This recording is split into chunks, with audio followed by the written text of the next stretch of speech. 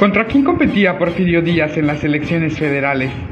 Y es que para Díaz era imperativo celebrar elecciones cada 4 años, pues era la forma de legitimar su poder y de justificar su permanencia en el mismo. En las elecciones de 1884 y 1888, Porfirio Díaz participaría como candidato único, por lo cual permaneció durante 8 años sin oposición alguna. Pero en las elecciones de 1892 todo cambió. Por primera vez aparecía un candidato de oposición. El candidato era Nicolás Zúñiga y Miranda, un hombre que 5 años antes había diseñado una máquina para predecir temblores, la cual ante sus numerosas fallas le había hecho pasar bochornosos momentos y lo habían hecho desaparecer de la vida pública, por lo cual fue una sorpresa verlo en la boleta electoral de 1892.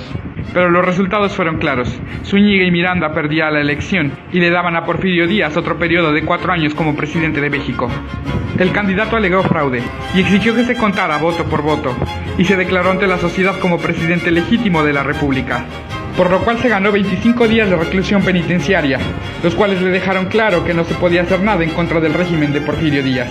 Pero Zúñiga y Miranda no desistió y volvió a participar en las elecciones siguientes de 1896. El resultado volvió a ser el mismo. Porfirio Díaz obtenía la victoria por 4 años más. Pero para las elecciones de 1900 todo cambió. El porfiriato se tambaleaba, por lo cual aparecieron diversos candidatos en esas elecciones. Entre aquellos candidatos no podía faltar nuevamente don Nicolás Zúñiga, el cual perdió por tercera ocasión con 0 votos. Para las elecciones siguientes, en 1904, el régimen de Díaz había demostrado que se perpetuaría durante muchos años más. Pero eso no fue un impedimento para el candidato perpetuo. Zúñiga y Miranda nuevamente se postularía y perdería por 4ª ocasión frente a Díaz. Debido a una reforma electoral, las siguientes elecciones se celebrarían hasta 1910, en las cuales Zúñiga y Miranda decantó su candidatura en favor de un joven llamado Francisco I. Madero. Poco después estallaba la Revolución Mexicana.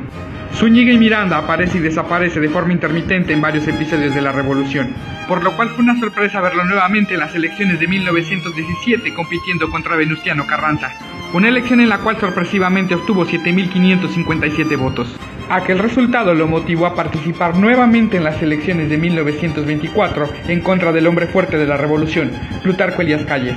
Pero a diferencia de Porfirio Díaz, Plutarco Elías Calles no lo veía como el bufón político que era, lo vio como una verdadera amenaza, por lo cual mandó a golpearlo, a expropiar sus propiedades y lo encerró durante varios meses en una penitenciaría. Esas serían las últimas elecciones en las cuales participaría el famoso eterno candidato. Murió un año después, sumido en la pobreza y en la enfermedad, pero pasará a la historia como la primera oposición que se atrevió a encarar al régimen de Porfirio Díaz.